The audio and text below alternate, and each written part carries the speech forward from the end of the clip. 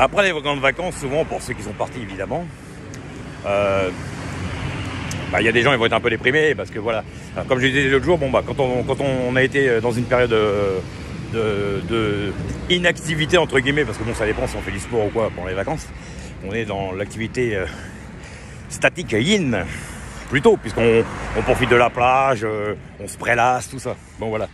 Et après, quand vous retravaillez, vous devez reprendre une activité yang d'activité. Donc il y en a beaucoup qui dépriment. Donc vous allez par exemple dans les pays asiatiques, moi j'ai déjà parlé avec des Chinois, puis de toute façon je le sais.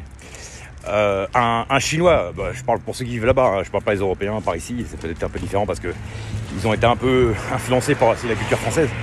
Mais les Asiatiques en Chine, ils se sont jamais occupés des périodes des saisons. Ils savent très bien que ça ne dure pas, que c'est un cycle. Ils en ont rien à cirer, ils s'en foutent qu'il fasse soleil, qu'il fasse neige, ils en ont rien à cirer quoi. Bon, et après c'est comme tout le monde, évidemment il y a des périodes où c'est plus agréable. Hein. Mais ils se posent pas la question.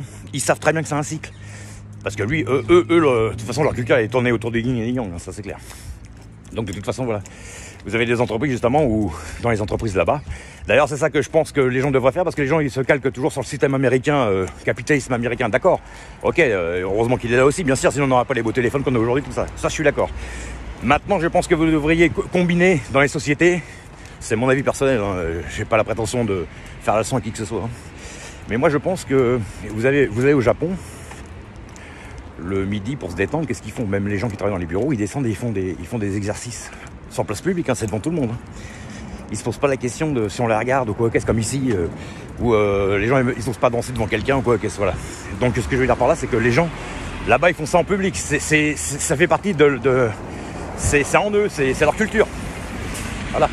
Donc je pense que dans les entreprises aujourd'hui,